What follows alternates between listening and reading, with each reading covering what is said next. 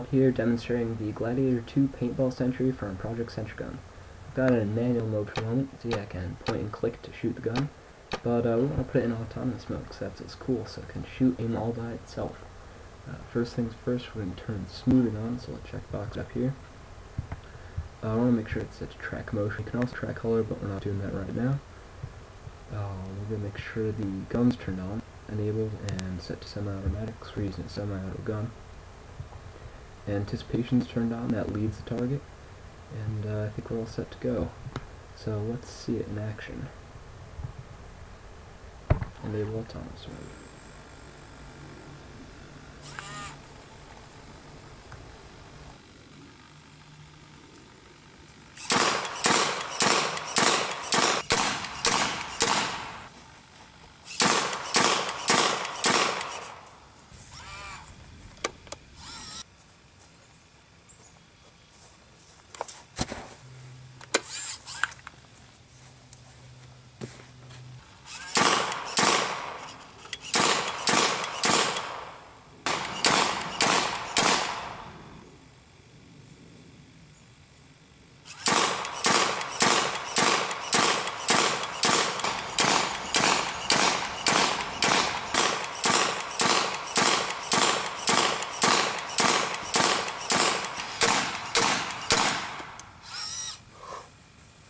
Another interesting feature that we have is called Safe Color. It's a color that will disable the sentry when the sentry sees this color.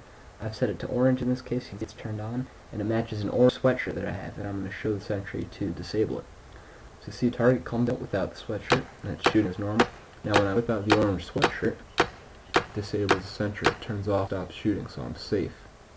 Put it away, take it back out, stops shooting. Works real well, and it's a pretty unique feature that I haven't seen in any other similar projects. Bob here from Project Sentry Gun. I'm just going to do a little walk around and an explanation of latest Sentry. This is the Gladiator II. It's a paintball Sentry, powered by a Spider Victor 09, I believe. 2 HS805 BB servos with a 3:10 gear ratio, putting out a ton of torque. In the base, we've got a Lazy Susan bracket. That's a big ball bearing that separates the pan and tilt. We'll just pan a little bit for you there. And that slides very nicely. Here's the webcam.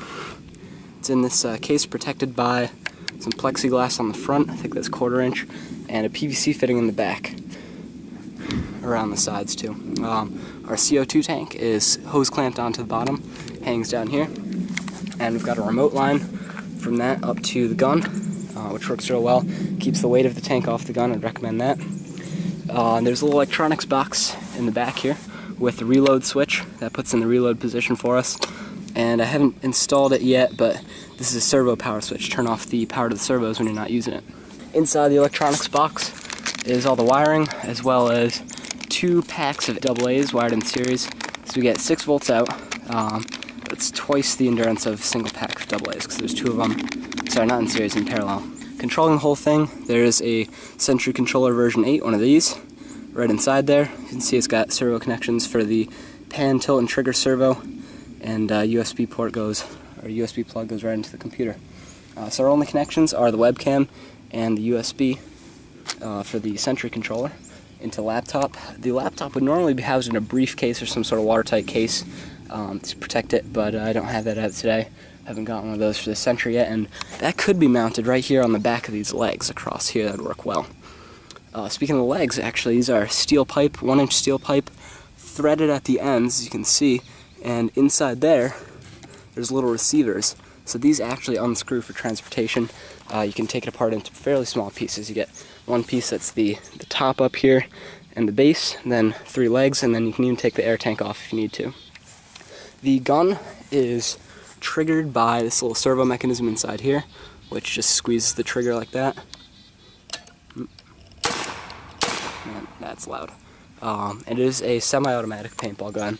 If you had an automatic in here, hold the trigger down, it's a setting in the code, and you'd have a much higher rate of fire, but this is a semi-auto gun, so unfortunately we have to do a semi-auto rate of fire, which is fairly low.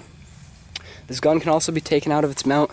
As you can see, it's hose clamped in. This is the only thing holding it, but this holds it real well because there's cradles in here for the barrel and a stop in the back behind the grip, if you can see that. And so the whole gun is quite secure in there. And the trigger servo is just hose clamped on to the bottom of the trigger guard, and that works fairly well.